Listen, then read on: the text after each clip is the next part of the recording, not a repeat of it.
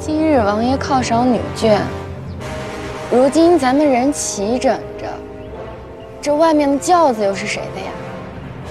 这底院这么大，容得下咱们，自然也容得下故人。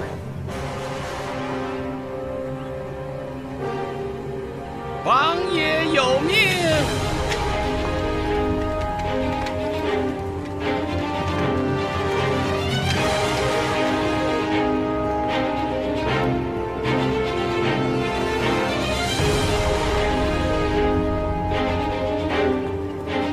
王爷有命，本王在公子邸久经年月，内眷贤而有惠，贤而有德，功不可没，理当重赏。妾身谢王爷恩典。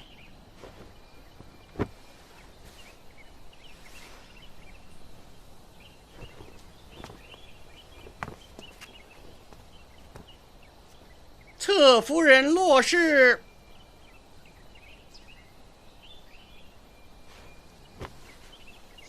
妾身在。赐洛氏彩漆荷叶托盘1个，镶蓝宝石梅花形金簪1对，如意珠帐1幅，翠玉白菜花插1盏。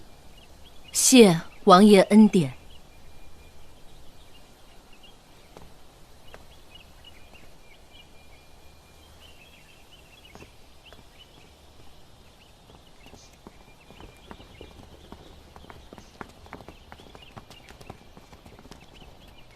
王爷果然敬重夫人，这次品比刚刚的要贵重得多。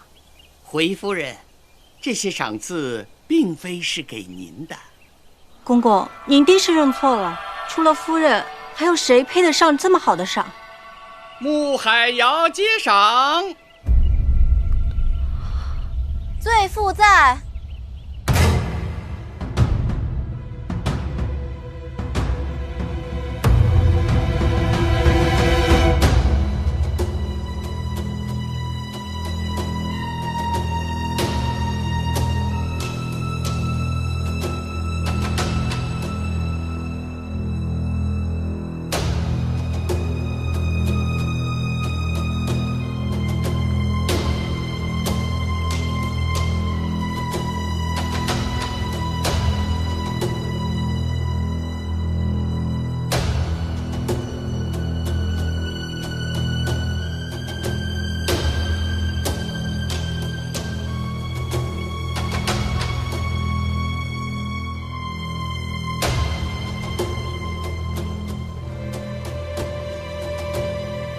赐穆海瑶玉雕屏风1扇，紫檀雕花纹盖盒1个，八骏马象牙雕摆件1对，寿山石雕葡萄摆件1个，紫釉窑变鱼尾瓶1对。罪妇叩谢王爷。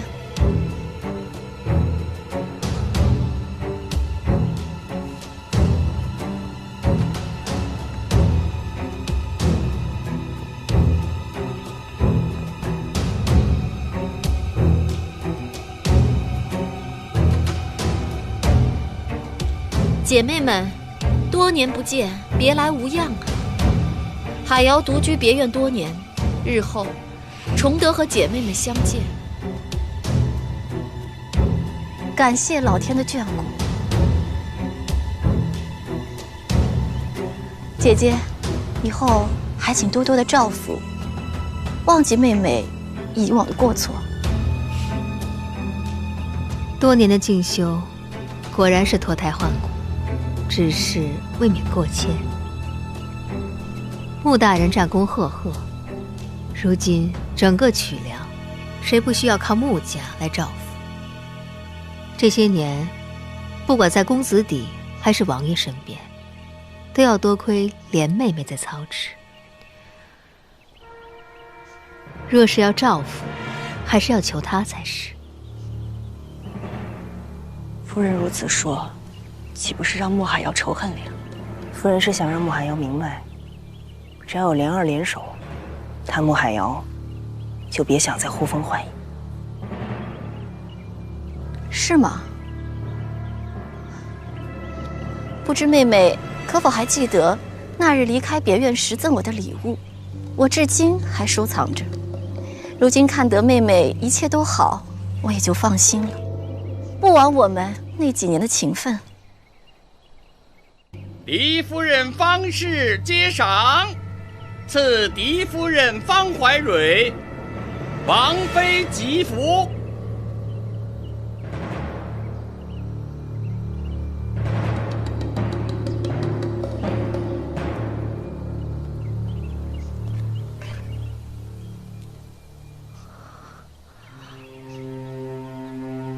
难怪王爷最后才赏夫人，恭喜夫人，贺喜夫人，恭喜夫人，贺喜夫人。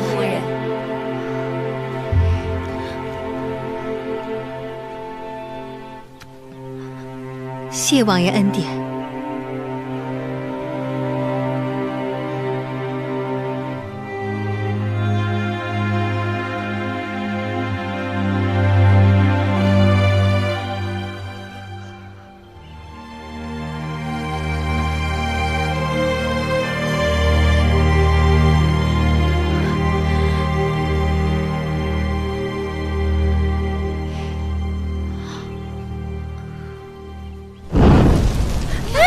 怎么着火了？着火了！着火了！丢掉！丢掉！丢掉！夫人，这一辈子，夫人，丢掉！丢掉！夫人，快放手！丢掉！没事，怎么会这样？怎么会这样？夫人，你没事吧？夫人，容妹妹，怎么就着火了？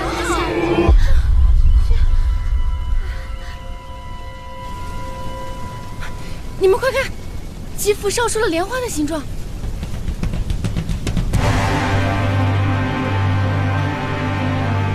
莲花。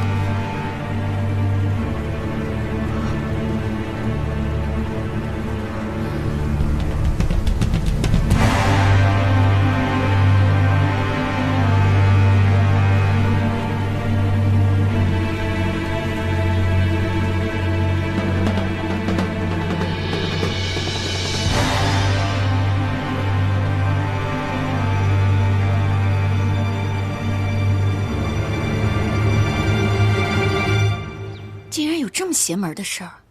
好好的王妃吉服，怎么就着火了呢？就是说呢，竟然还烧成了莲花形状。妾身不明白，姐妹们怎么都去看莲夫人？难道就因为她名字里有个莲字？自然不仅如此，你们两个入府晚，怕是还不知道，这莲夫人和先王妃十分相像，所以老王爷才会对莲夫人另眼相看。而他俩相像的其中一点便是独爱莲花。难道是老王爷显灵，想让莲夫人做王妃？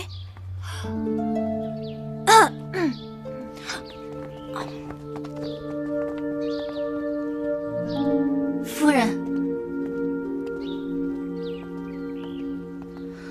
这下可不是得罪夫人了。用不着你多嘴。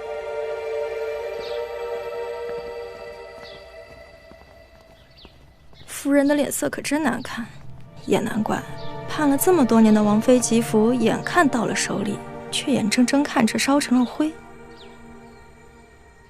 徐良川，你怎么看？这吉服自然自是因为白灵，这倒不难猜。只是单单烧出一朵莲花的形状，倒也是奇了。无论他用了什么法子，莲夫人这步棋总是高明，大庭广众，悠悠之口。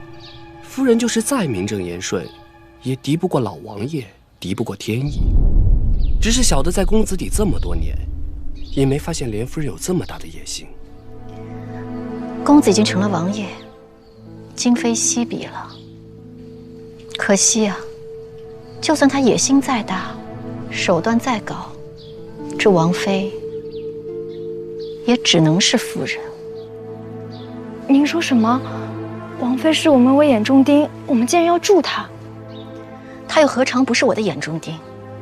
可如今洛青莲是王爷心尖上的人，要是让她再得了王妃，还有谁还能动她分毫？以后在王府的日子还长着呢，要是连谁是最强和谁是最恨都不能分清楚，那就白白在别院待了16年。如今的莫海瑶，连16年的屈辱都能容得下，又怎么会容不下一个他？夫人，夫人，小的斗胆问一句，您为何就没想过您自己呢？如今王爷处处仰仗穆大人，若您真想要当王妃，这即便是王爷不愿意，也不是没有一丝可能的。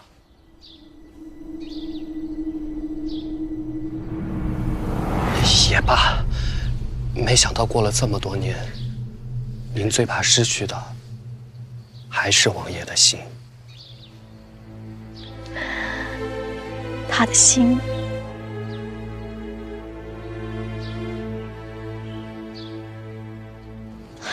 我不是早就失去了吗？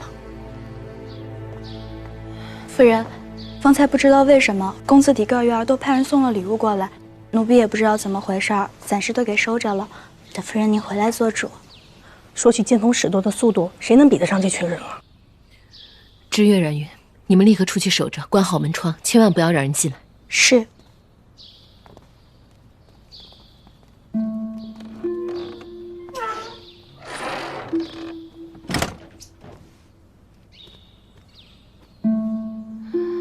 好你个小妮子，神不知鬼不觉，做出这样大的事，竟连我和柔妹妹都瞒下了。怎么，想等做了王妃才告诉我们不成？此事并非二位姐姐所为。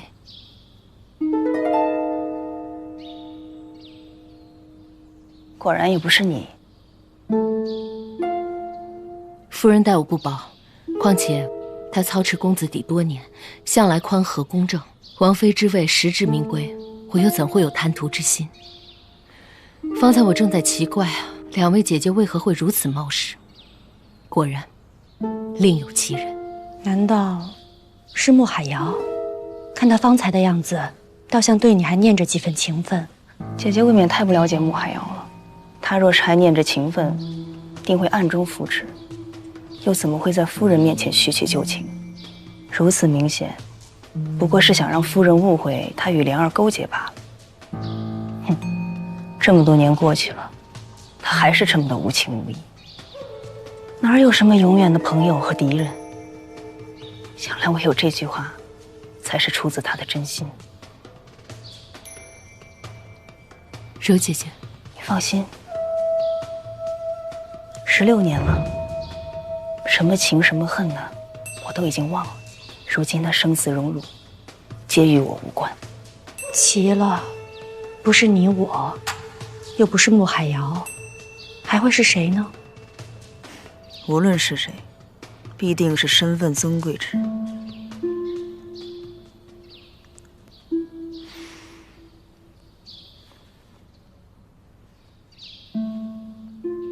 我当时便觉得蹊跷，怎么会有烧不掉的布料？忽然想起有一种名叫绢云母的石头，磨成粉末后可以防火，所以我就取了些粉末回来。这绢云母并不易得，寻常人家是寻不到的。唯一能得到之处，只有王府的仓库。此人到底是谁？为何要助你？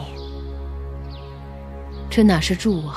恐怕现在夫人已对我有怨恨，穆海瑶又诸多忌惮，此人根本就不是助我，而是把我推向众矢之的。封爵大典在即，封妃更是指日可待。这些日子，不知道有多少人暗揣心事，更不知道有多少平地风波。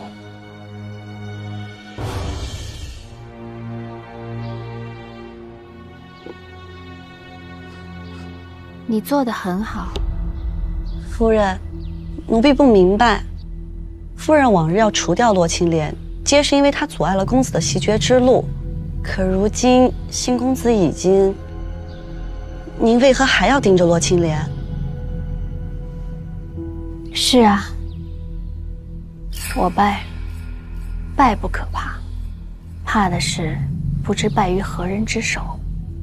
这几日以来， 10几年间的事情一一从我脑子里流过，我忽然看清，公子每一次的败局，竟没有一次少了洛青莲。他不仅是信公子的头脑，更是他的心魂。是我急公忙了心，竟到此时方才明白，我败给的不是信公子，而是他的女人。奴婢懂了，若是除掉洛青莲，信公子便孤掌难鸣了。可不久后便是封爵大典了，还来得及吗？怎么？你怕没有人比我更着急吗？方怀忍是绝对不会留着他到封爵大典那天的。只要公子沉住气，登上安王之位的，未必是贺连熙。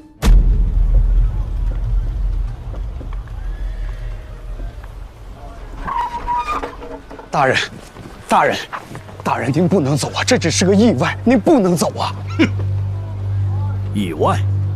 若是精心保管，何来这种意外？我大汗诚意恭祝王爷袭爵，竟遭到如此怠慢，却良人欺人太甚，大木欺人太甚。告诉你们王爷，等着我们大汗的战书吧！大人，这些马背上的部族，最看重的就是尊严，怎么受得了如此屈辱？只怕这一招是在劫难逃了。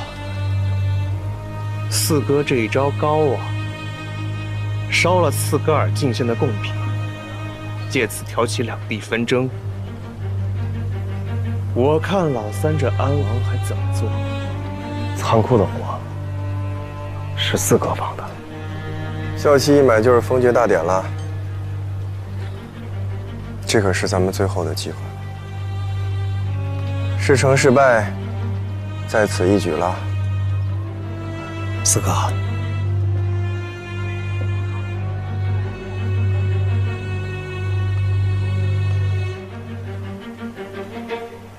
没什么。你小子最近气色不太好啊，我那儿有上好的鹿茸，今天差人给你送点去。上菜吧。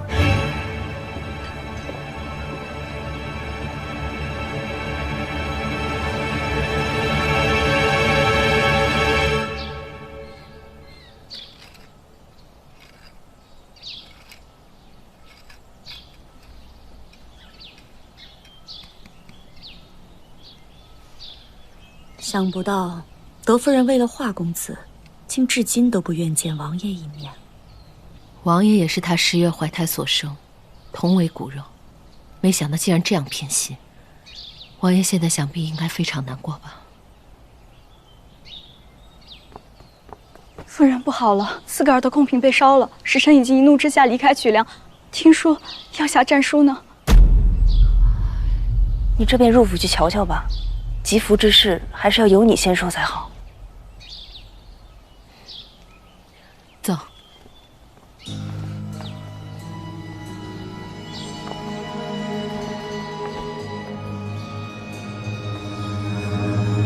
夫人，奴婢无论如何都觉得早上的事情有蹊跷，就去连微去看了看，谁知让奴婢瞧见了这个。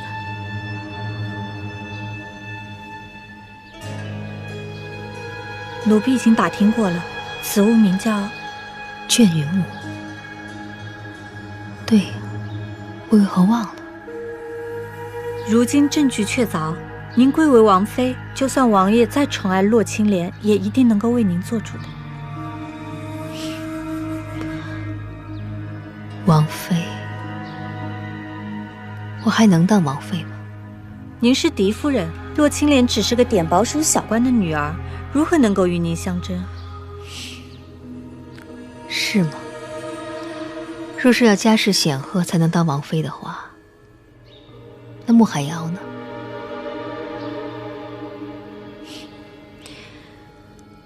一个握着王爷的心，一个握着王爷的权，而我呢，只是握着嫡夫人这个空壳罢了。有证据又能怎么样？王爷会为了一个空壳来做主吗？早上的事情很快会传出去，这吉福也很快会收回去，到时候连这空壳也没有了。夫人，夫人，夫人，方才王府的仓库着火，烧了斯格尔的贡品，这恐怕两地要打仗了。当真？千真万确。方才小的正在库房里办差，就看见一个人影匆匆忙忙从库房出来，之后就着火了。我就一直跟着这个人，看着他进了修公子底。夫人，您不能这么惊啊！夫人，夫人，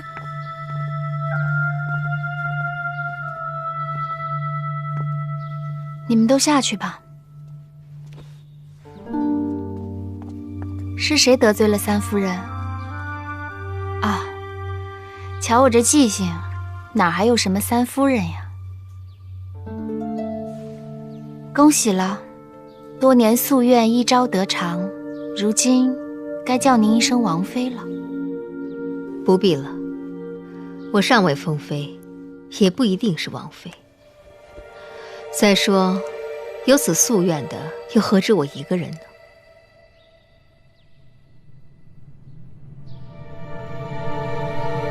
可惜呀，这孔雀不管绣得有多巧、多美，哪怕缺一针一线，都不够完整。罢了，成王败寇，什么屈辱，都是我该受的。我并非羞辱四夫人，只是有意提醒。如今一切已成定局，别再苦缠不放，害人害己。你说什么？金臣大辱，斯格尔如何会忍气吞声？如今曲梁正是震荡之时，一旦战败，必会重创。就算你们如愿，可以阻止王爷的封爵大典，那你们又能得到什么好处呢？四夫人是聪明人，自然会懂得唇亡齿寒的道理。言之凿凿，看来是有什么证据了。没有证据，也无需证据。我也不想是四公子，免得逼得王爷手足相残的地步。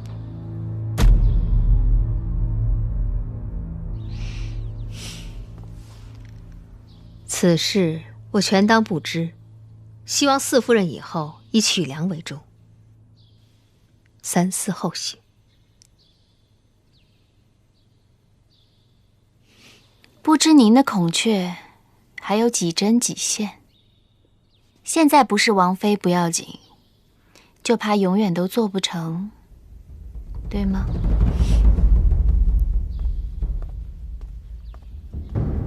流言。夫人，公子可回来了。夫人莫急，公子历来事事和夫人商量，或许此次袭爵失利，觉得无颜面对夫人。无颜，究竟是无颜，还是革新？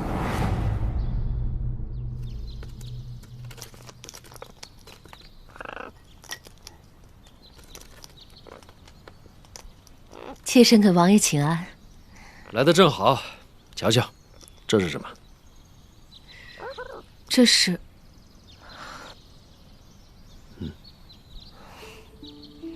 18年了，鹦鹉还在，锦芳嬷嬷的坟前却已是草木成林了。锦芳嬷嬷死后这几年，都是余德常养着她，我都喂了她7天了，一声都不叫。看来你是念旧主了，是吧？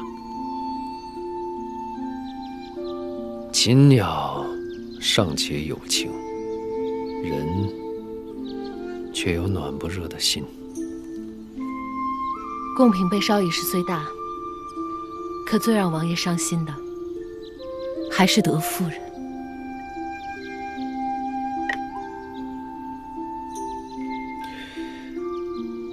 我早就知道今天不会风平浪静，天灾也好，人祸也罢，总有挡住的法子。可是我万万没想到，先给我致命一刀的，竟然是我的母亲。给王爷捅过刀的，又何止德夫人一人？妾身又何尝不是呢？不是德夫人狠心，是王爷把自己的心藏得太深，不愿让人看见。妾身就不信有我不热的心。若是王爷一人不行，妾身就陪着王爷一起呢。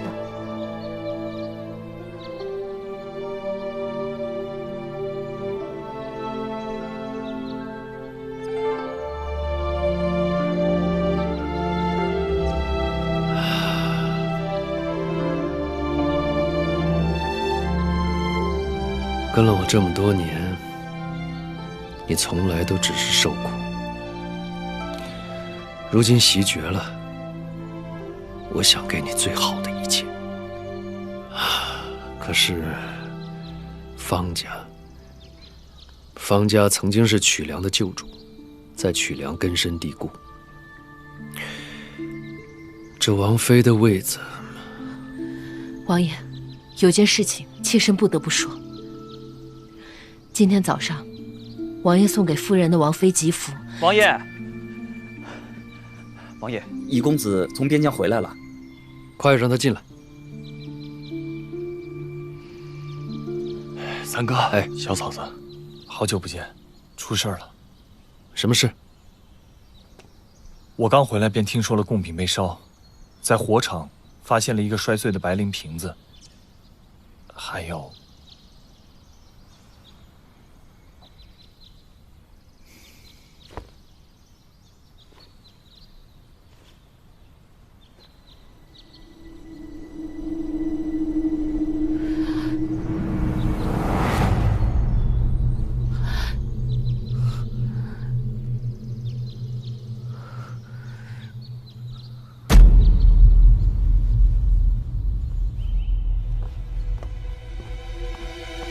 奇怪，这洛青莲的帕子怎么会在库房？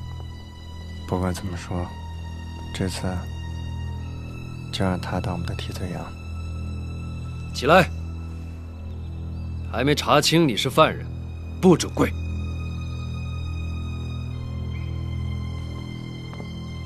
王爷，难道库房中找到的不是莲夫人的帕子？是她的帕子，没错。莲夫人，你身为王爷女眷，为何会出现在库房，还遗失了手帕？这虽然是她的帕子，但却不是一件不易得的东西。若有人有心栽赃，也不是难事。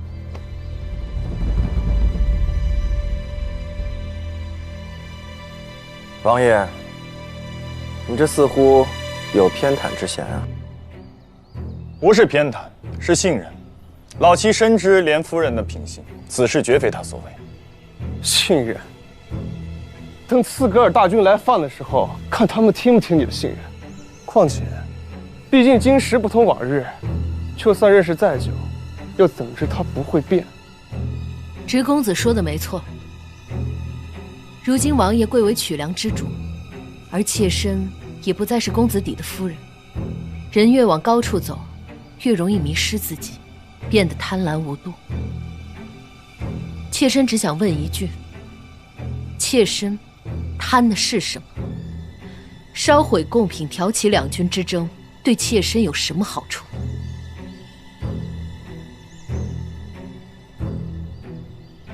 你要的好处并不是两军之争。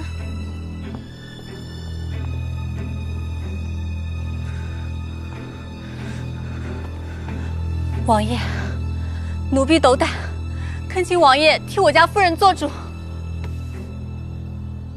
做主？你家夫人怎么了？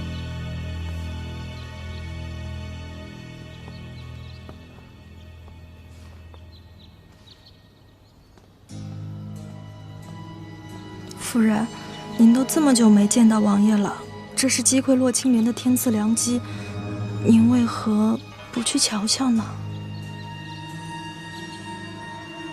千辛万苦才得来的重逢，绝不可以是看他最心爱的女人获罪，惹他生厌。我现在什么都没有了，有的只是王爷对我16年的亏欠，这也是我唯一的生存机会。可您若不在，万一洛青莲巧舌如簧脱了罪，那岂不是错失了良机？脱罪？只要有一个人在，他绝对脱不了罪。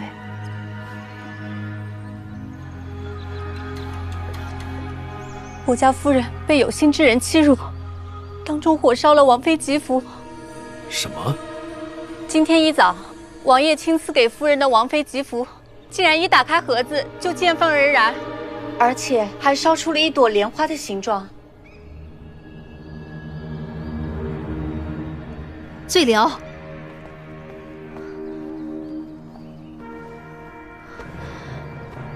王爷恕罪，妾身一时疏忽，才让他在王爷面前胡言乱语。妾身现在带回去好好责罚。罪流，还不跟我走？夫人，你不能再这么忍气吞声了。此事如今已关乎曲良安危，你还替他隐瞒吗？关乎曲良安危。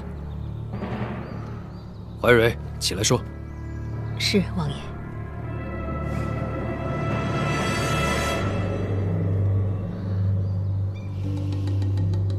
刚才吉服被烧之时，妾身还以为是先王显灵，亲自为王爷挑选王妃人选，直到妾身在莲微居发现此物。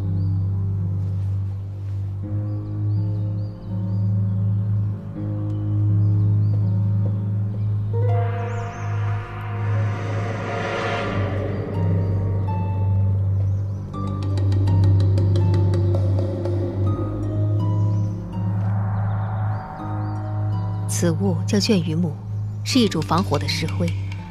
卷羽母只藏在府内的仓库里，刚才让人涂在吉服上面，不久仓库就着火了。妾身想尽办法想为莲妹妹脱罪，可是我真的没有办法相信这一切只是巧合。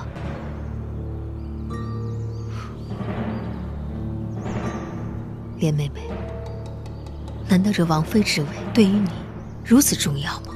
竟然会让你乱了分寸，要潜进仓库偷取卷羽母还有白磷，可能你心有不安，否则不会在慌乱之中不小心碰到装白磷的水瓶。你肯定没想到，你离开不久，白磷离水而燃，给曲良造成大祸。王爷，妾身没有。王爷，若想避免此次纷争，还请王爷将莲夫人送往刺戈尔，给刺戈尔大汗一个交代。王爷，夫人只是猜测，未经查实，怎能定罪？而且，把人送往刺戈尔，必是死路一条。王爷三思啊！王爷，刺戈尔与我曲良仅一墨之隔，多年来素无兵戈。王爷不会因为吝惜莲夫人，置彼此之交于不顾吧？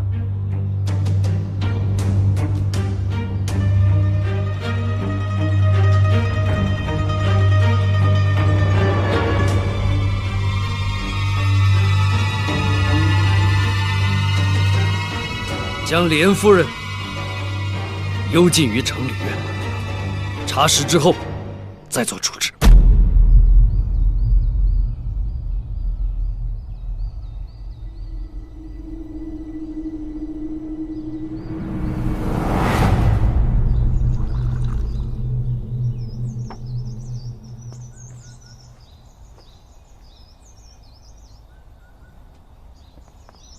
芝妹。公子去哪儿了？闲来无事，跟老五老六出去闲逛了逛。去哪里逛了？昭辉院、王府仓库。看来公子一点也不闲呀。为何不与妾身商量？明明可以借刀杀人，为何要抛头露面？若是被抓到证据，岂非引来杀身之祸？师妹，我是想……公子什么都不用想，一切自有妾身替公子打理。是，一切那你听夫人吩咐。妾身绝对不会让公子失望的。炖了汤，这就给公子盛来。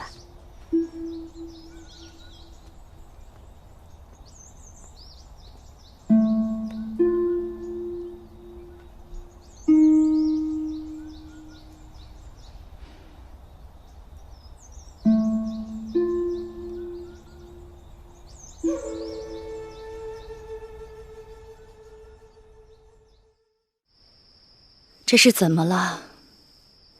眼看着王爷袭爵，总觉得好日子就要来了，怎么就到了这一步？有人盼，就有人怕，怕的最厉害的，就是最沉不住气的。你是说夫人？那白绫瓶子和手帕都是。方家是曲梁旧主，他比任何人都不愿两军交战。可一切既然木已成舟，便不如顺水推舟，栽赃莲儿。如此一来，既能找到替死鬼平息战事，又化解了吉服自然的传言。我早觉得夫人心思深沉，没想到她竟然一点不逊于穆海瑶。只是现在，虽然他们两个人有宿仇，可是如今有共同的敌人。只怕莲儿日后的日子定会更多艰险。若是此时不能证明清白，又哪里有什么日后？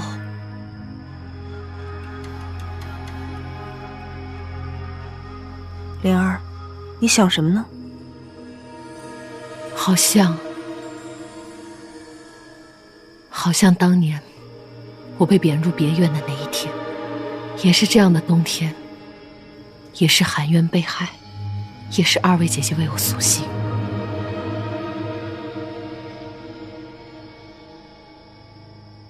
当时我万念俱灰，不仅仅是因为丧子之痛，还因为我最在意之人，他不肯信我。而今天又肯不肯信？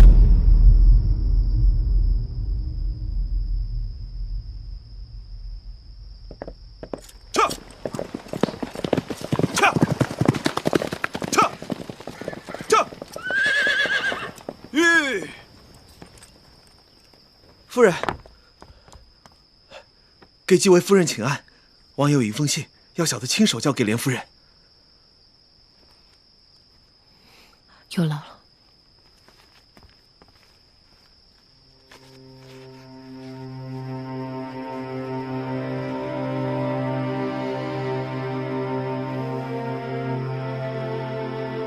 信你，救你。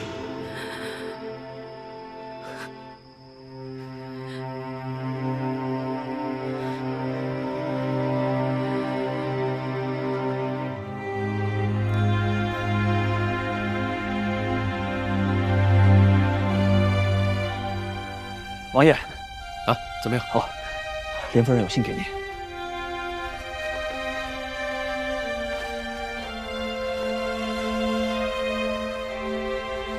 谢祝你。王爷，莲夫人还有一句话让小人禀告您。她说，为了曲梁的安宁，她宁愿前往斯格尔。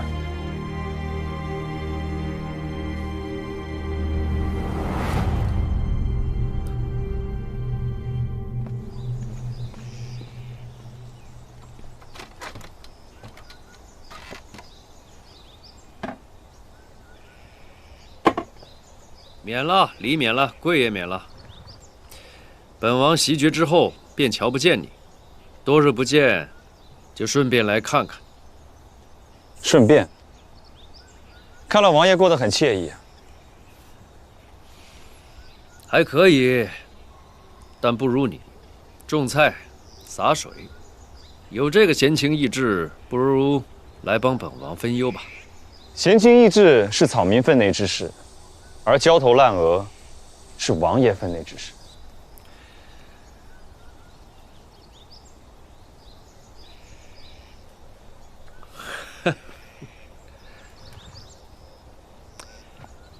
本王果然没有和你白交一场。你在享受着田园生活，还关心着本王的事儿。猜的没错，刺格尔和曲良就要开战了。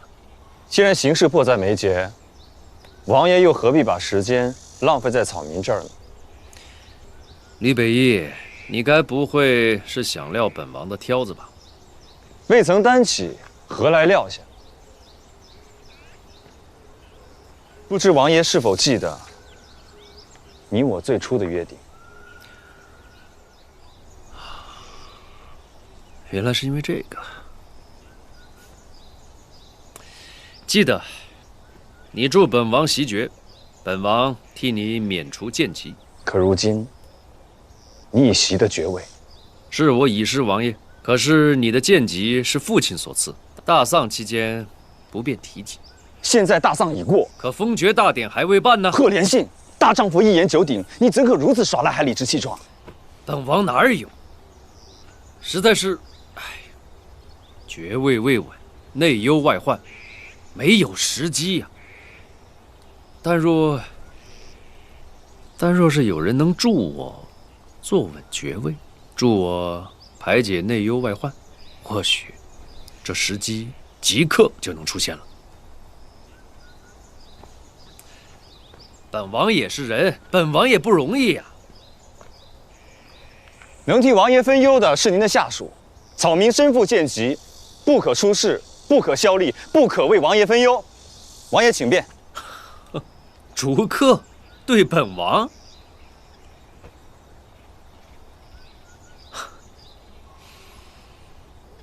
好。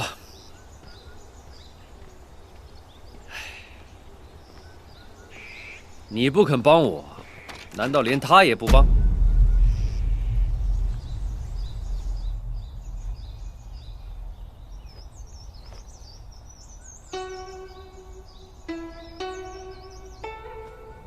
别哭了，只是去一趟刺格尔，等事情查清楚真相之后，我自然会回来的。哎呀，别哭了啊，别哭了。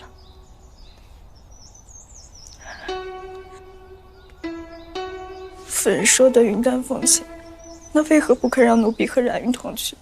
分明就是知道凶多吉少，怕连累我。有句话是奴婢不应该说的。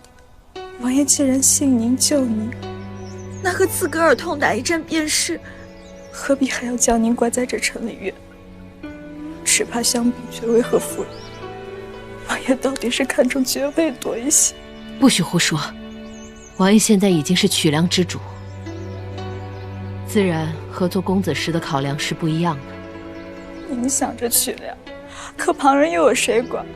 狄夫人为了除掉你，竟不惜放火烧贡品。方氏一族掌管曲良已有数百年，狄夫人在乎曲良之心，不输其他人，怎么可能拿战士来冒险呢？唯一希望如此的，就只有一个人。师兄，夫人，王爷出兵了。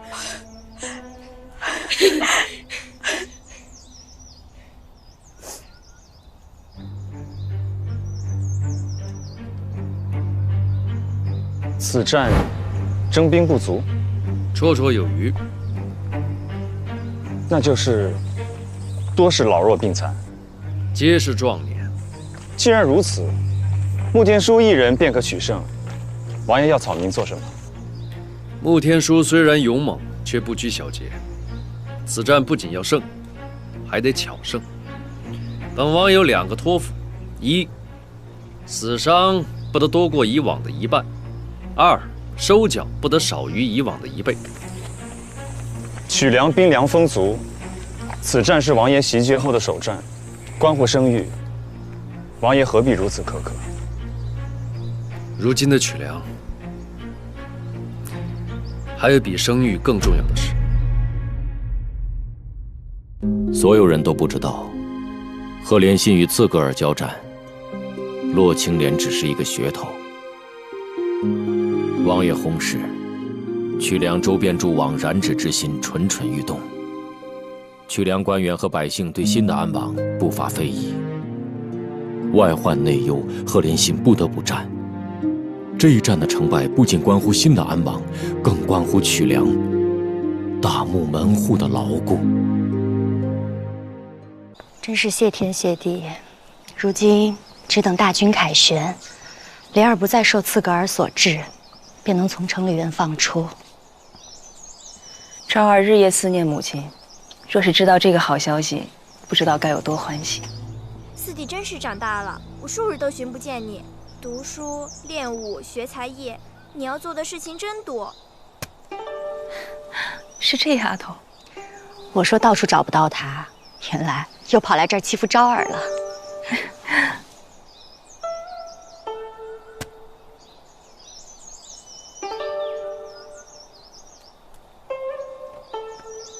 香凝，我姐姐又哪里不顺心了？郡主找不着想要的东西了，正憋着气呢。找不到想要的东西，姐姐想要什么，昭儿一定帮你找到。兔子。兔子？我养的那几只小白兔都是红眼睛，可我更喜欢黑眼睛的。想找你帮我抓几只，薛之来了几次你也不在，我便去找柔姨娘。柔姨娘可比四弟疼我，我的事她无一次不尽心的。兔子，柔姨娘抓到了。倒是给我看了几只黑眼睛的，可怜全身上下也都是黑色的。原来抓来了几只黑兔子。柔姨娘，柔姨娘，母亲，柔姨娘，柔姨娘抓不到的，昭儿便能抓到了。恐怕也抓不着，那便让他在风筝上装满萤火虫吧，那样晚上也可以放风筝了。这季节哪里有什么萤火虫？你呀，还是孩子心性。昭儿比你稳重得多，自然不会陪你胡闹。是昭儿太老成，女儿还比她大2岁呢。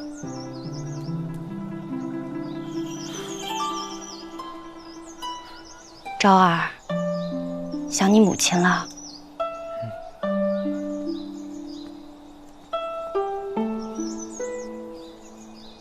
快了，她很快就可以回来了。真的？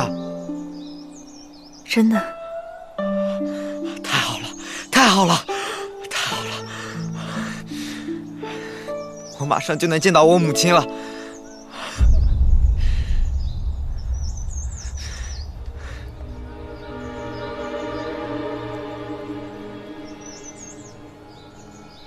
柔姐姐，你对莲妹妹的情谊，真的是让人羡慕。这句话从妹妹口中说出，真是讽刺至极啊！当年是我负了你，所以无论你打我、骂我、怨我、恨我，我都无怨。我只想感激你，若无当日彻骨之寒，何来今日入皮之暖？如今，我只想救回莲儿。只要你不挡我的路，就不是我的敌人。你长情无择言，在于酒相伴。我许继柔从不是什么愚善之人，负我一次的人，终会一负再负。想不到真心之人都离我而去，穆海瑶啊，你还剩下什么？难道我真的错了？王爷，又有战报。读。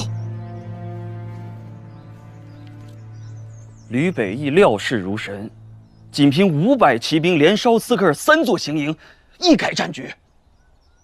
王爷，我们胜了！王爷，曲梁胜了！王爷，好，传我军令，立刻发送军粮，犒赏大军，让他们一鼓作气，乘胜追击。斯格尔气数已尽，我等今天定当全力以赴，决一死战。能拿到策论人头者，赏银1000两。决一死战！决一死战！决一死战！决一死战！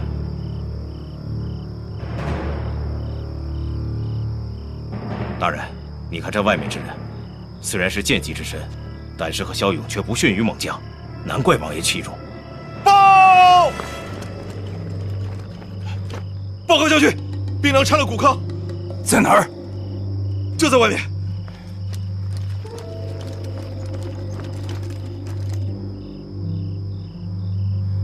我等将士如何决一死战？说清楚些。我曲梁大军与刺格尔决战1个昼夜，我军溃不成军，一败涂地。怎么可能？本是胜利在望，谁料军粮中发现了谷坑。怎么可能呢？小乔，是。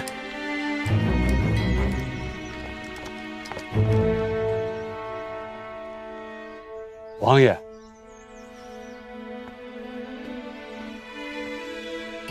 王爷，此战我军元气大伤，恐难扭转战局，只怕刺格尔乘胜追击，进犯我大漠。以下官之意，不如趁胜负未分，主动求和，方为权宜之计。求和的好，对应何战何才，不能求和便要交出洛青莲，老三怎么舍得？等到屈良兵败，君上怪罪下来，看他还如何坐视安稳。四哥，好计谋。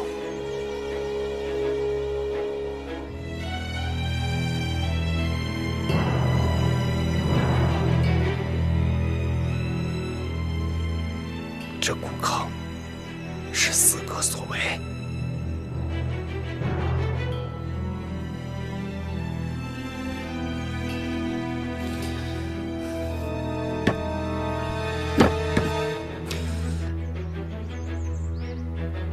如何求和？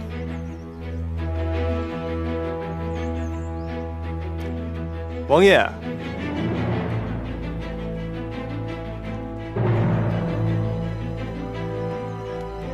王爷迟迟不发话，莫不是舍不得吧？事到如今，王爷还是不肯交出洛青莲吗？老六，休得无礼！王爷怎么会为了一个区区女子，置大局大义于不顾呢？报！王爷，刺格尔派使官前来，已到城门外。你说什么？刺格尔派使官前来，已到城门外了。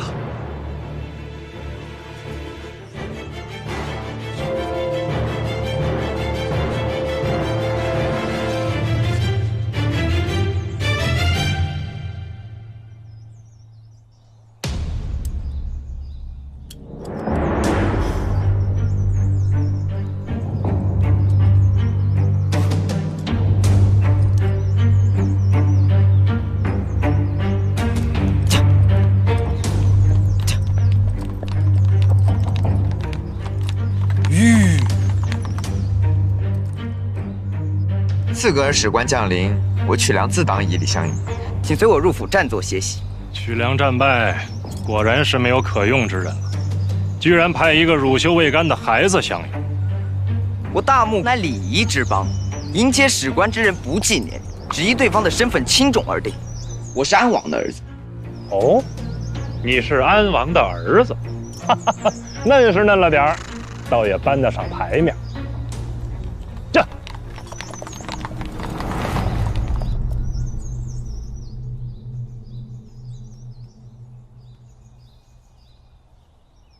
夫人，都休了1天了，歇歇吧。如今刺格尔来问罪，我随时有可能会被处死。多休一件，便多留一件念想。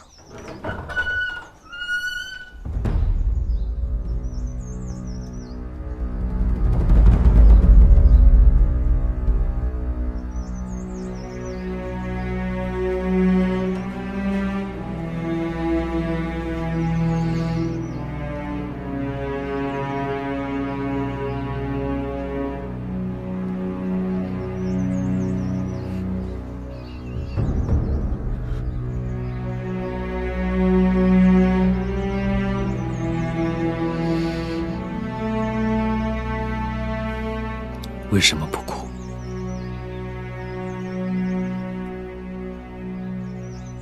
确实不敢哭，怕什么？怕眼泪掉下来，能看清楚，才发现不是王爷。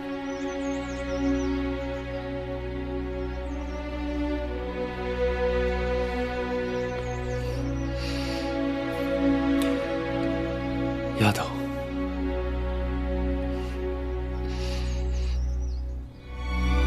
我来晚了。能与王爷诀别，多晚都已经够了。谁说是要诀别？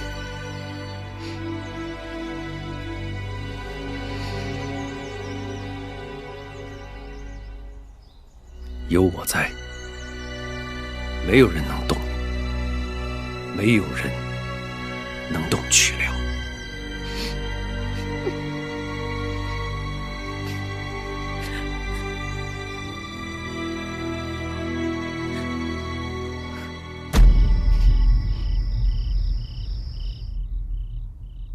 不就是见个史官吗？怎么连女眷都出来抛头露面的？就算是败下阵来，也不至于这么低下吧？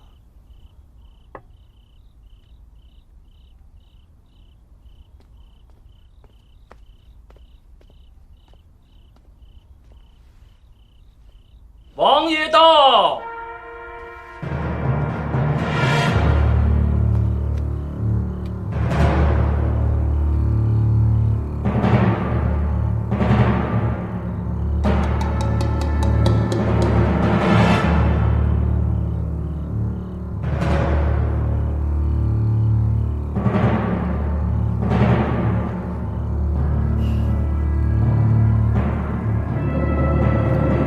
都请坐。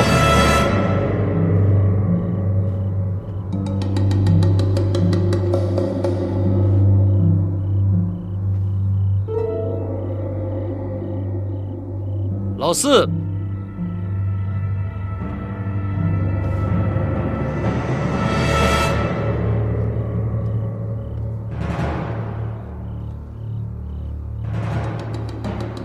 王爷。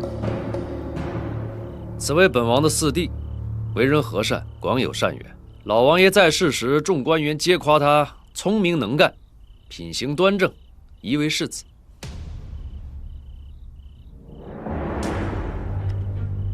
贺连修见过大人。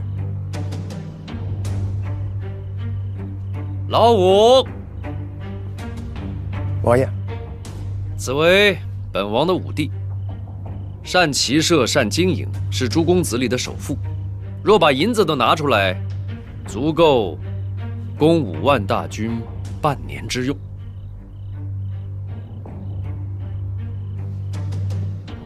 王爷过谦，即便是10万军，也可供得。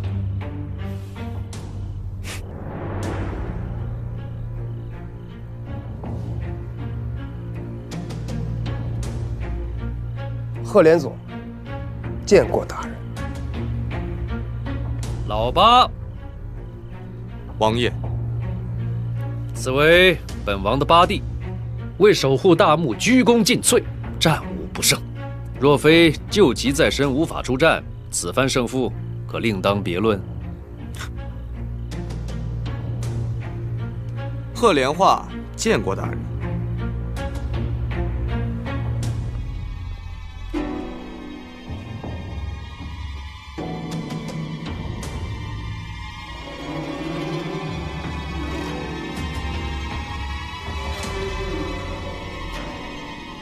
看来王爷是个顾念手足之情的人，想必诸位公子也必当竭尽全力辅佐王爷。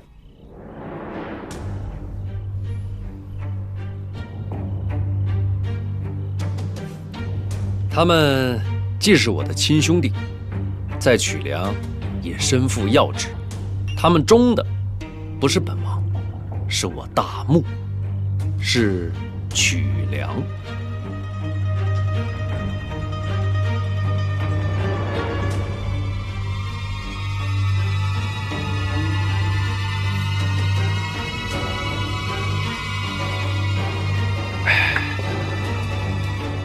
本王再介绍我的女眷，怀蕊。妾身在。此为本王的嫡夫人，原是曲梁方氏长女，秀玉名门，人善勤俭。本王能够袭爵，与她操持公子邸不无关系。妾身见过大人。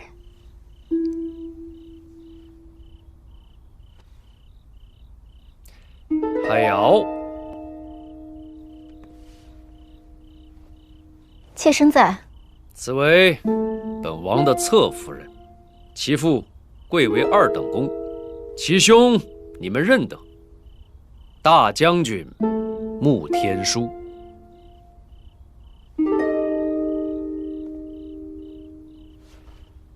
3战3捷，穆大人实乃1等1的猛将，我们大汗尤为敬佩。谢谢大人的夸奖，妾身见过大人。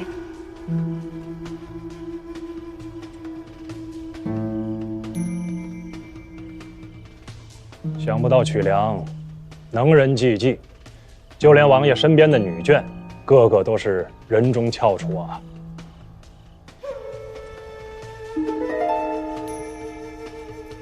本王还有一位侧夫人，传莲夫人。传莲夫人，他想干什么？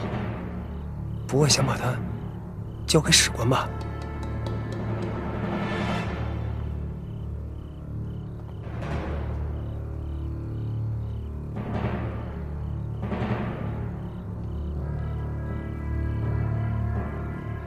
妾身见过王爷。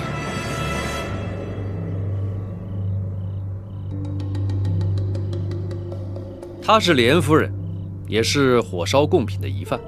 本王已查清，此案与她无关，便把她给放了。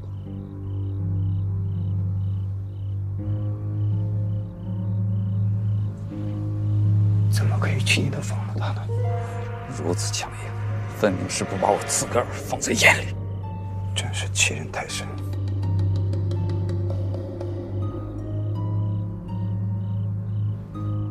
既然是无罪之人，自然要释放。我看夫人容颜端庄，不像是歹毒之人。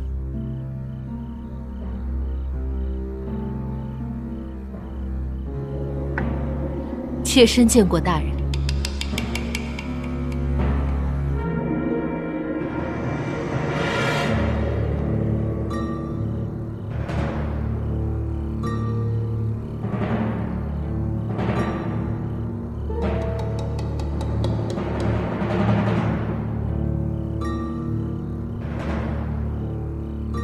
这些日子，你受苦了。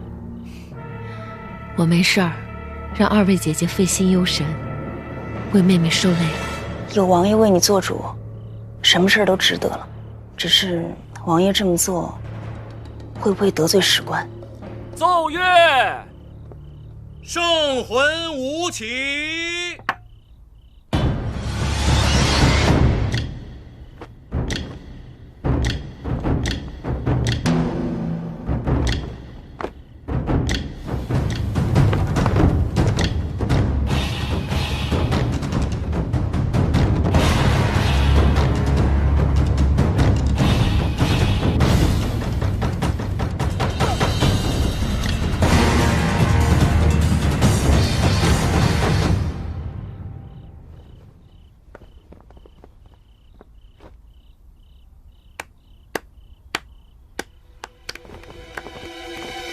史官，这舞蹈如何？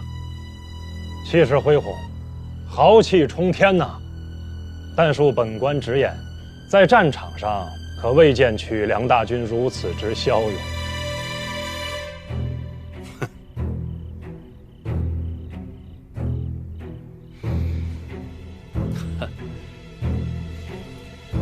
本王刚袭爵，诸事未稳，待日后，并不会如此。莫非王爷想继续再战？依王爷之意，是想血战到底。本王并非恋战，可此战若败，曲梁将永受刺格尔所制。本王可败，曲梁不可败，曲梁的豪气也不可败。王爷可是忘了，以现在曲梁之兵力，很难与我刺格尔大军抗衡啊。战场胜负，并非只看兵力，更是士气。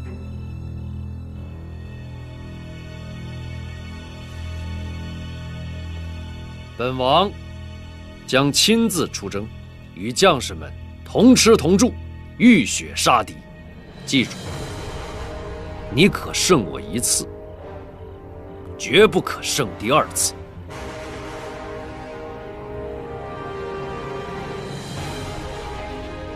身陷逆境，却不卑不亢，不输威仪，实属不易。王爷，王爷说的没错，我曲梁绝不受人所制。我们大伙儿众志成城，血战到底，又有何妨？果然不出我大汗所料，王爷坦荡磊落，是个英雄。然我刺格尔大汗，又何尝是个贪功之小人？恕本官直言，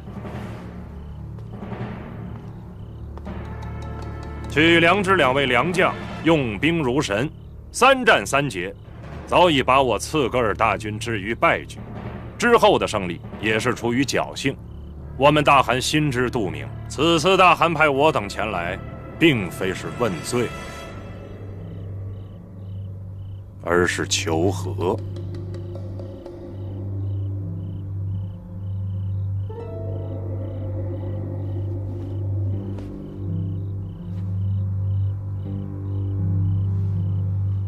刺格尔大汗诚意向安王求一贤德女子，许作王妃。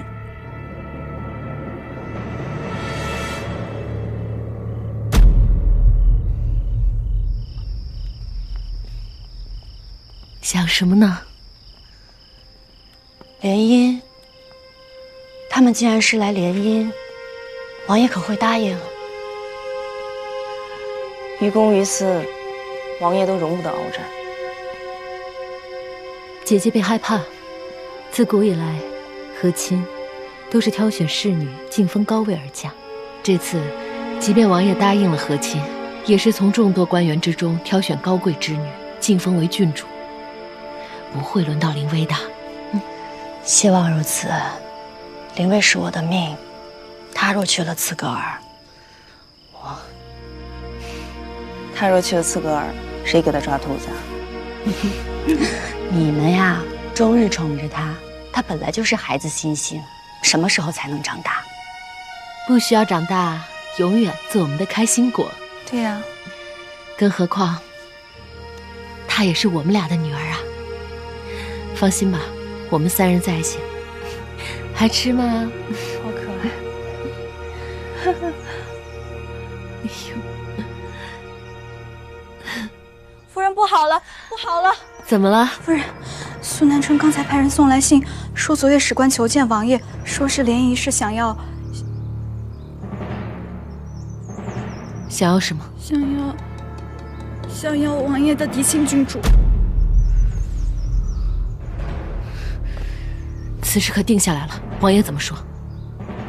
苏南春只跟我说了这些。刺格尔诚意求和已是大义之举，曲梁作为战败之方，于情于理，王爷都没有拒绝的余地。莲儿，你去求王爷收回成命，王爷最听你的话，至少还有5成转机。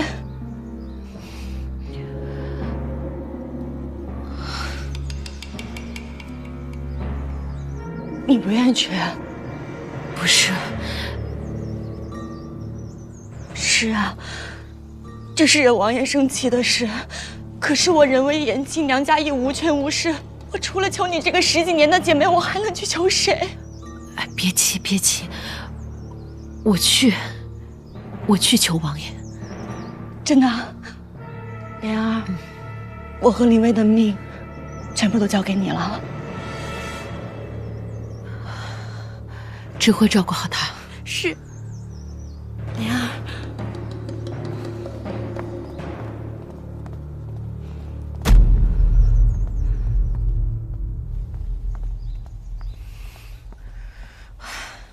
莲儿，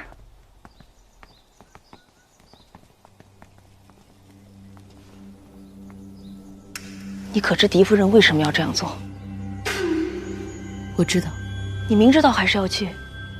你可知道这门亲事已成定局？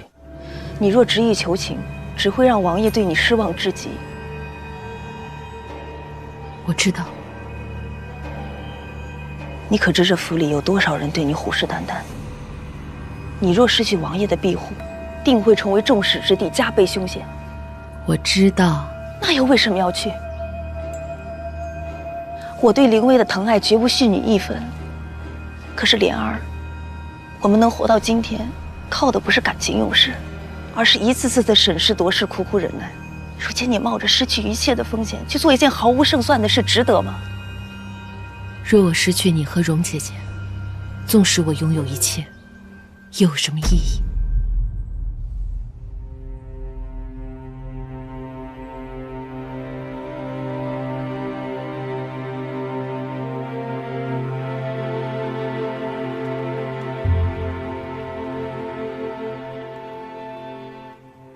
刚刚睡下。他见完史官，一夜没合眼，刚刚睡着。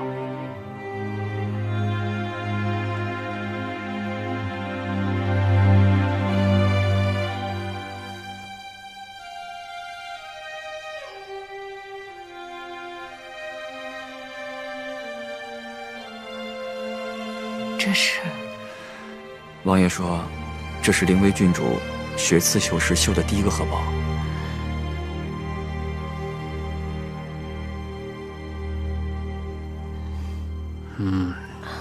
你醒了？来了。妾身吵到你了？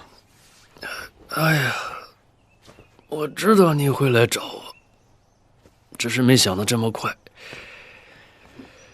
有什么想说的话，就尽快说吧。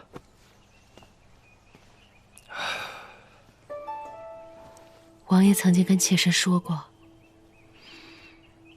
你说凌薇就是你的开心果，你烦心的时候见到她，心情就会舒朗很多。你还说她是你心尖上的一块肉，儿女之中就她一个，让你牵肠挂肚。是啊，只有她一个。可为何王爷现在又忍得下心，舍得让他风雨3000远嫁大漠？本王也舍不得，可本王答应了傅景佑。老王爷答应过老王爷什么？答应他要誓死守护曲梁，守护百姓。王爷在宴会上说自己会亲自出征，难道那时可战，现在便不可战了？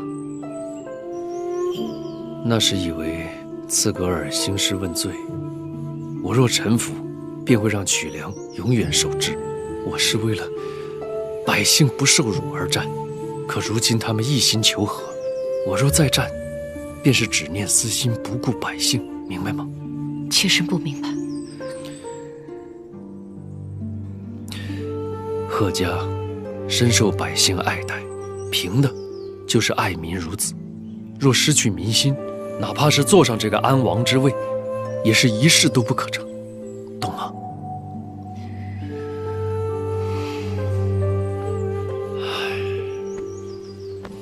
妾身就算粉身碎骨，也愿和王爷一起守护好曲梁。但求王爷放弃远嫁灵薇这条路。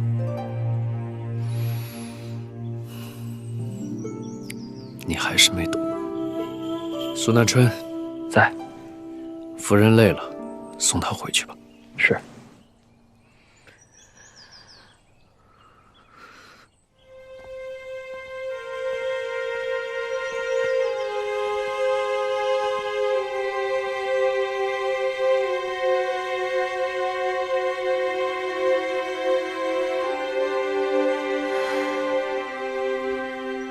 回去。荣姐姐心急如焚，我怎么忍心就这么回去？眼睁睁看着她失去灵威，一辈子都伤心吗？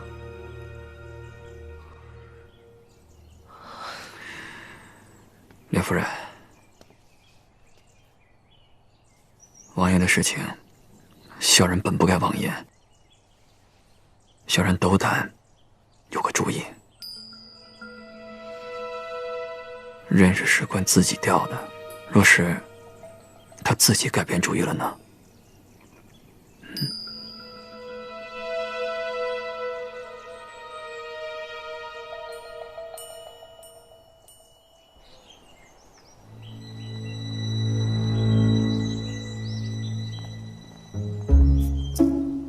郡主，你慢点走。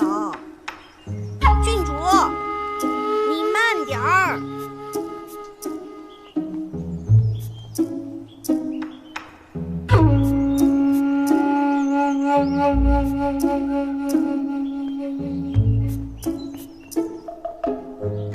郡主，郡主，郡主。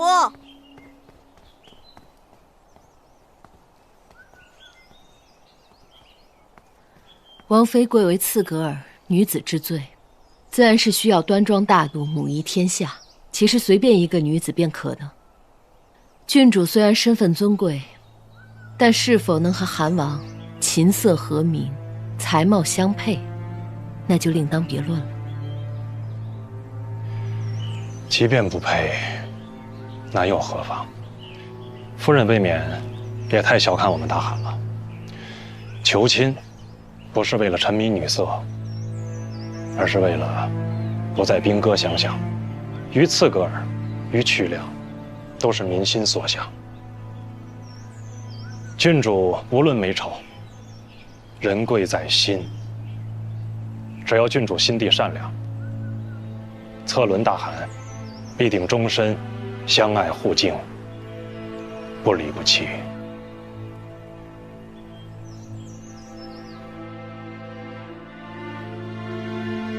他也不怕娶个奇丑无比的回去以后无法向韩王交差吗？浑身上下都透着一股蛮劲，也不知道哪里来的傲气。这条路若是行不通，岂不是再也没有办法了？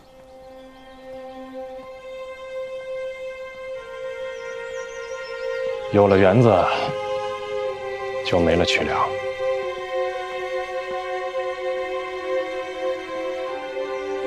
怎么？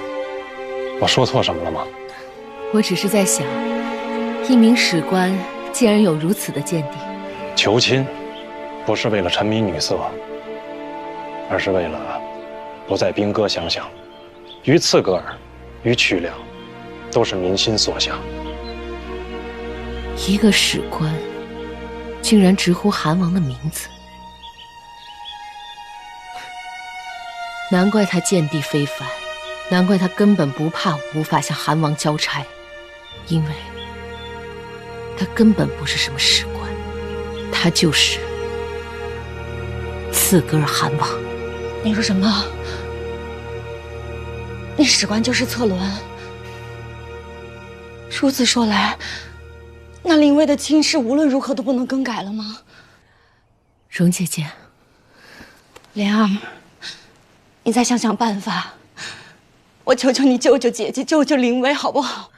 你冷静一点，你听我说好吗？我有一些想法想和你商量。妹妹有别的意思？是策伦，他贵为一国的韩王，又风华正茂，尚未立妃。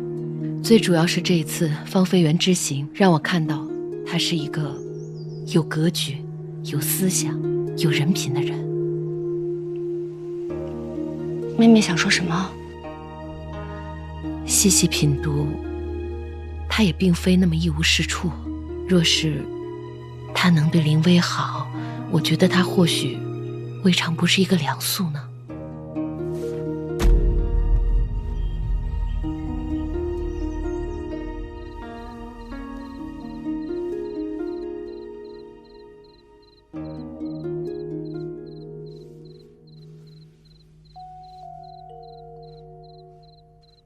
这头发多好，黑得像墨，亮得像夜里的星星。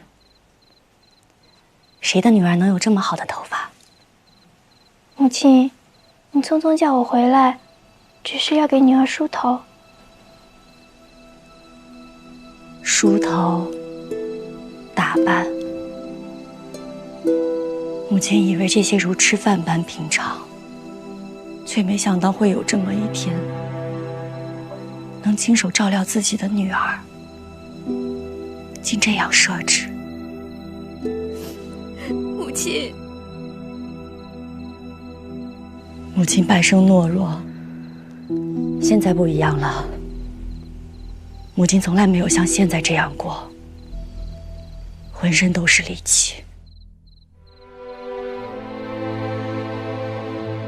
来，母亲给我的女儿穿衣服。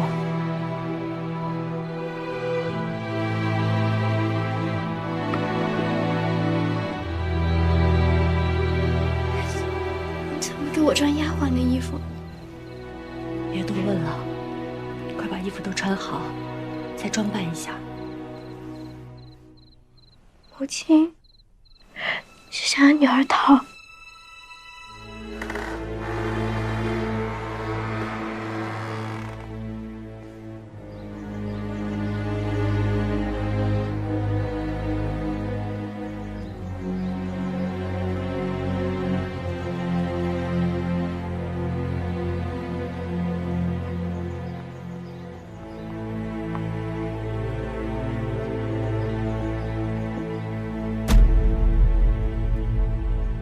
郡主，快走吧，耽误时间就麻烦了。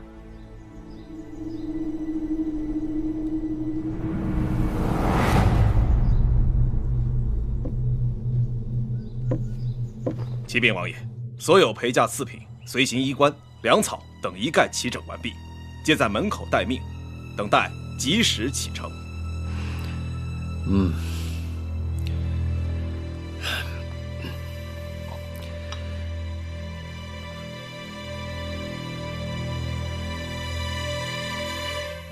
苏南春，在。回趟底院，让郡主别误了吉时。是王爷。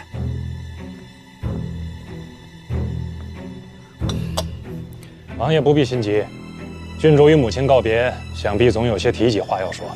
吉时未到，我们等的。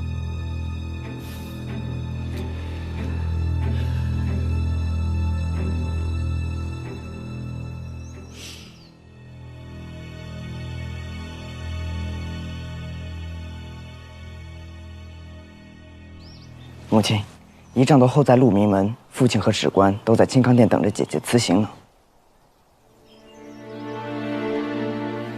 辞行，临危远嫁，我竟然没有勇气去送一送。不是因为你容姨娘怪罪我，而是你母亲终究未能做到姐妹同心。而是在你父亲和姐妹之间摇摆不定。这儿想说什么？儿子想说，即使是容姨娘错怪了母亲，也只是一时的，事情过去了，自然会好。又怎么会好呢？林薇这一走，恐怕与你容姨娘再无相见之日了。母亲，如果姐姐逃跑呢？如果逃跑，不仅你容姨娘会身首异处，更会战火重燃，永无宁日。可容姨娘说，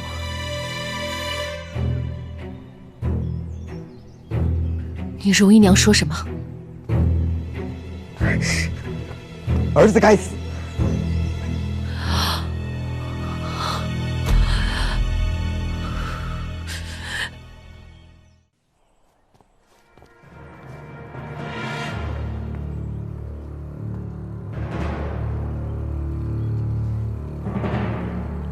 王爷，莲夫人来了。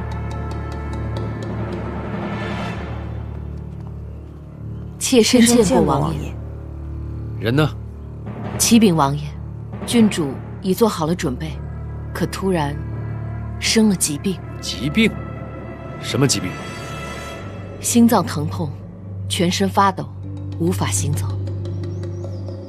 我说过的话，都记住了吗？记住了，绝对不能让王府的人找回郡主。若是情非得已，格杀勿论。去吧。是。咱们为了挑起战事，连自己的亲生侄女都不放过。吴哥，侄女虽亲，可终究亲不过你我的前途啊！前途？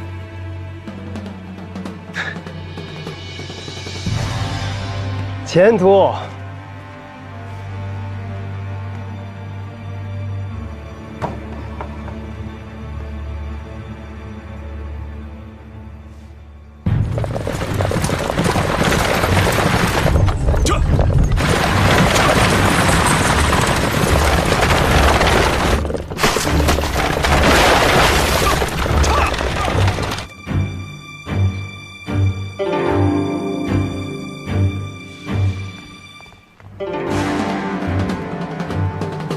罗夫人，王爷请您到。知道了。走吧。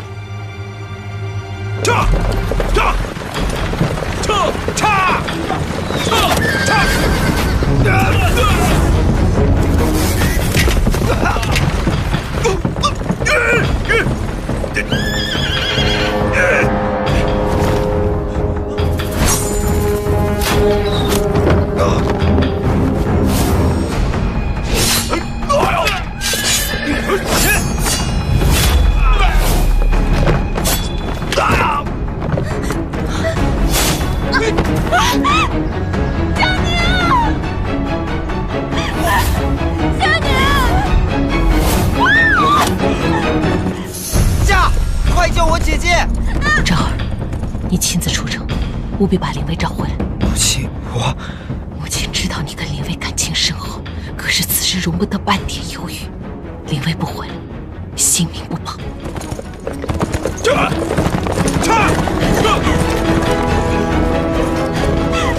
姐姐，你没事吧？快进去！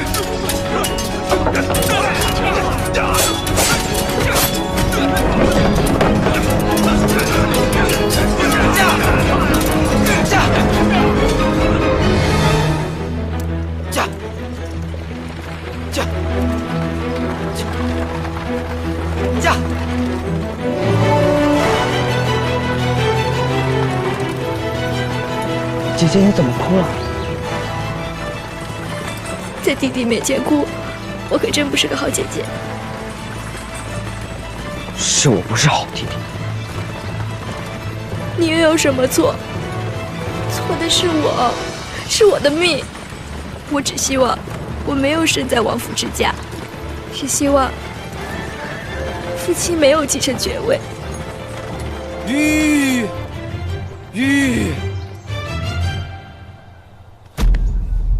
赵儿，你干什么？你走吧，我不拦着你了，这就放你远走高飞。来呀，弟弟！我逃走了又如何？之后就会幸福吗？不也是与母亲分离？王府迟早要受我牵连。走吧。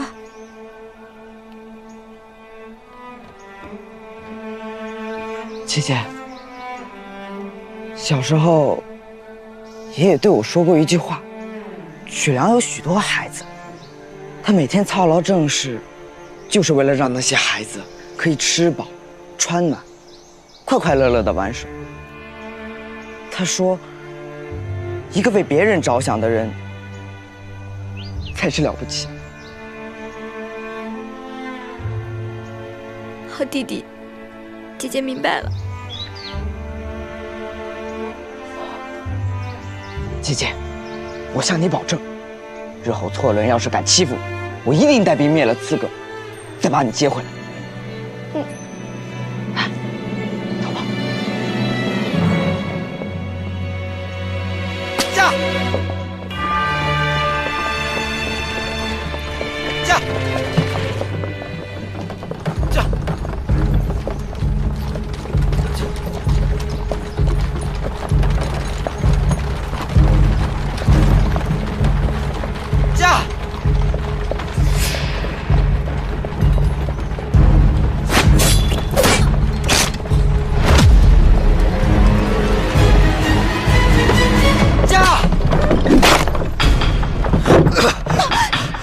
出来！驾！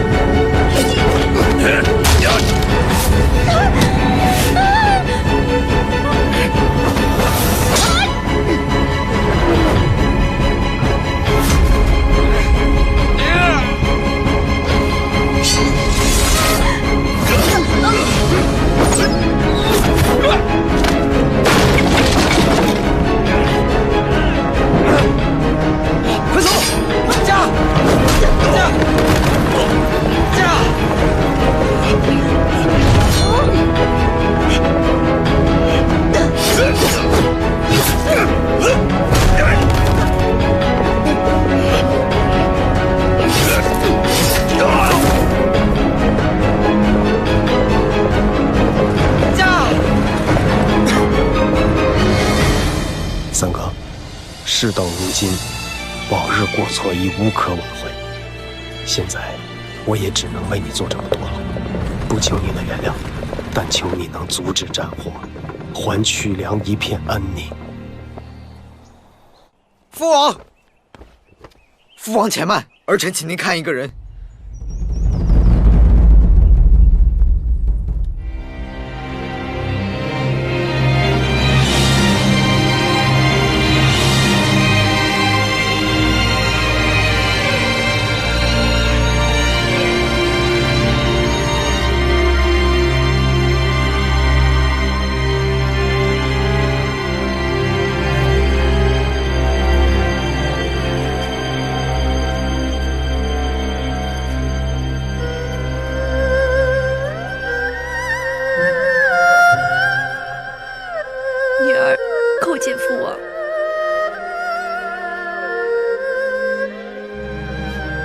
修治征战，惠及苍生。望大汗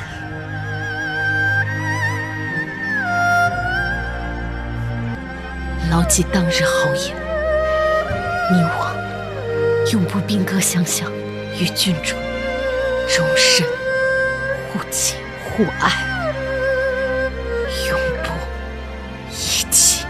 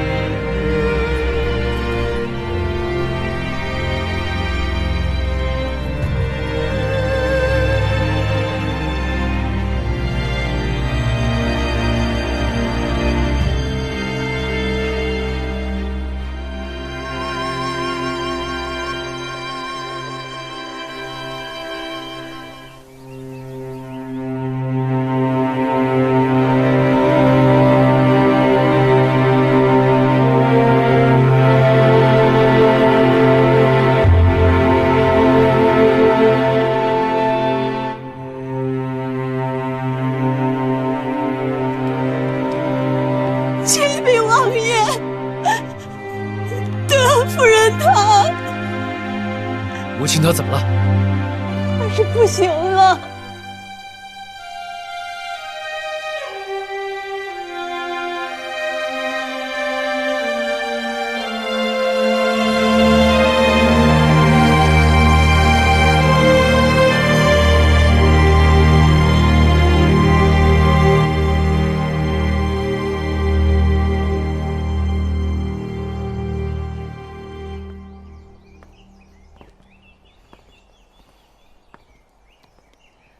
医官，荣姐姐她……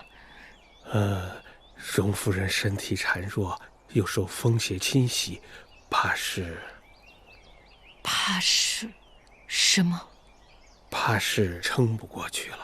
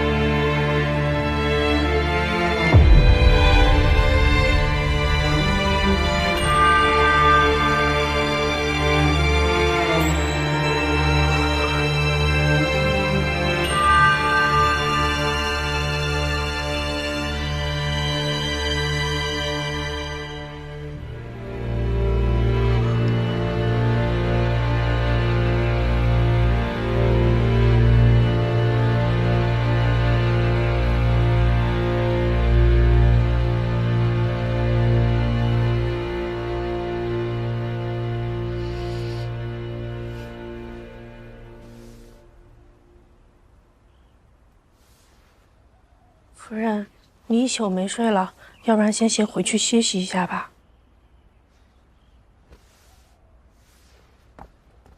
莲儿，莲儿，柔姐姐，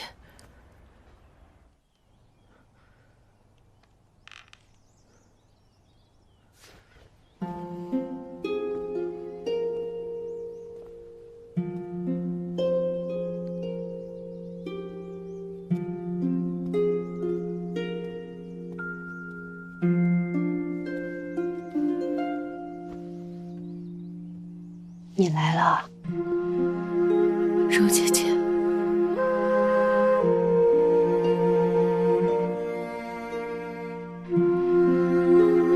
别哭，人总有一死。我这一生无伤无痛，最后有你们陪在我身边，已经知足。终究是我没有劝动王爷，我也没能够让林薇远走高飞。姐姐，是我对不起你。不说这个了，来，陪我下一盘棋吧。不下，你累了，不下。平日我总是事事依你，事到如今，你别依我一回，好不好？好，我下。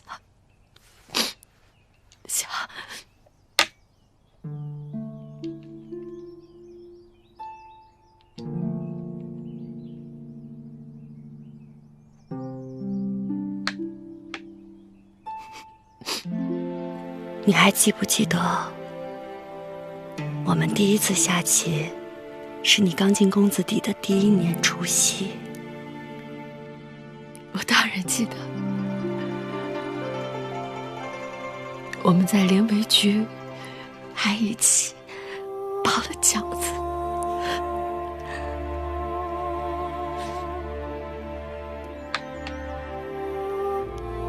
可还记得是谁赢了？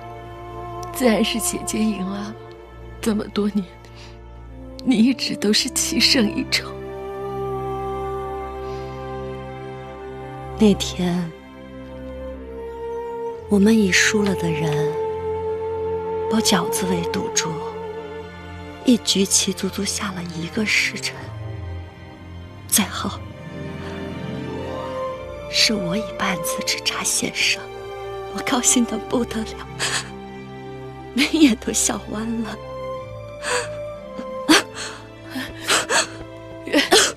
别说了，别说了。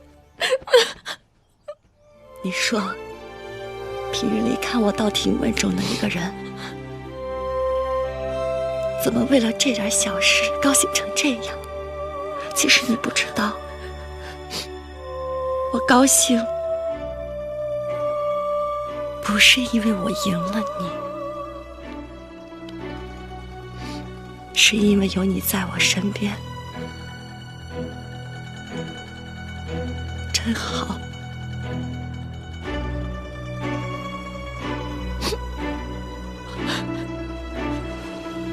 你以为我不知道？其实我心知肚明，并非我的棋艺高你一等，而是你为了哄我高兴，次次输我半子，永远都是半子。只要姐姐，只要姐姐高兴，输赢没有任何关系。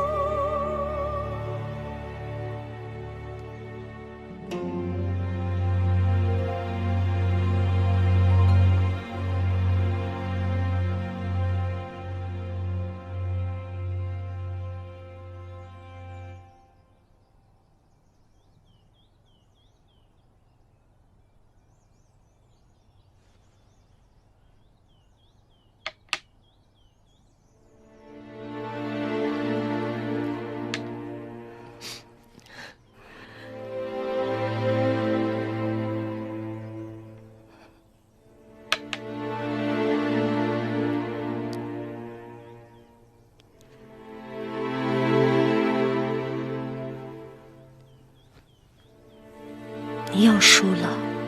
是啊，我又输了。这次我们赌什么？姐姐说什么就是什么。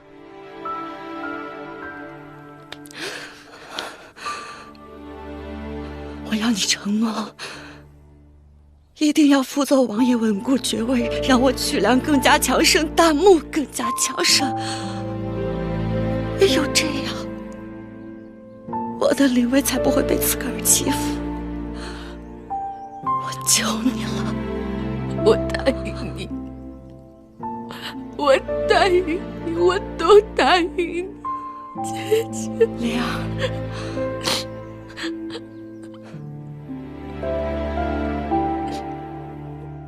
记住你说的话，记住你说的话。